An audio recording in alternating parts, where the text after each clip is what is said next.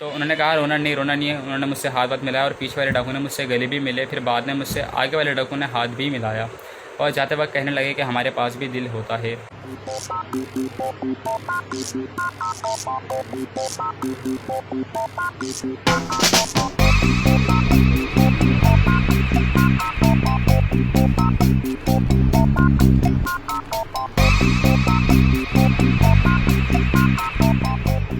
ये बात है मंडी की शाम 6:40 की। वह मेरे साथ इस तरह यूँ था कि मैंने एक घर में फूड डिलीवर करा। वहाँ पे मैंने पैसा लिया, उनके पास चेंज नहीं था। उन्होंने मुझे पैसे दिए, कहा कि उन्हें पहले चेंज करा लो। अब मुझे एक चीज़ ला दी, उन्होंने एक सामान मुझसे मंगाया, वो मैंने ला के दे दिया उनको ताकि मेरा चेंज हो जाए।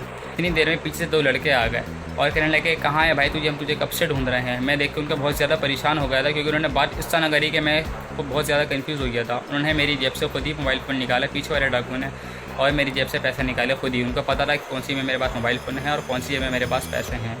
निकालने के बाद कहने लगे पैसे दे। मैंने कहा भाई मेरे पास यही पैसे हैं। उस टाइम मेरे पास पैसे कम थे क्योंकि मेरी दूसरी डिलीवरी थी। मेरा वाला पैसे यही है, मेरे पास दूसरी डिलीवरी है। तो मेरा मोबाइल निकाला तो मेरी आंखों में आंसू आ गए, मैं बहुत ज़्यादा रोने लगा।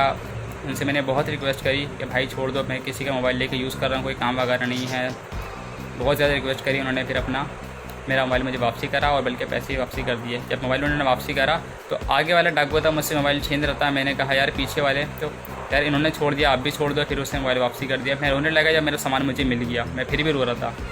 तो उन्होंने कहा रोना नहीं है। उन्होंने मुझसे हाथ मिलाया और पीछे वाले डाकू ने मुझसे गले भी मिले। फिर बाद में मुझसे आगे वाले डाकू ने हाथ भी मिलाया और जाते वक्त कहने लगे कि हमारे पास भी दिल होता है। इंतहाई अफसोस के बाद सिर्फ कंपनी ने यही पूछा कि आप अपना ऑर्डर मुकम्मल करें और ऑर्डर के हवाले से परेशानी बताएं। एक यही काम बचा था अभी थोड़ा बहुत करने को, क्योंकि मैं खुद एक स्टूडेंट हूँ, पार्ट टाइम जॉब काफ़ी टाइम से ढूंढ रहा था, लेकिन फुल टाइम भी करने को रेडी हूँ भी, क्योंकि बहुत ज़्यादा परेशानी हुई है घर के हालत की वजह से। आपको खुद भी दिख रहा होगा अभी लॉकडाउन की वजह से मुल्क की हालत क्या हो गया है। मैं भी जॉबलेस हूँ, भाई भी जॉबलेस है, वालिद साहब भी जॉबलेस हुए हैं अभी।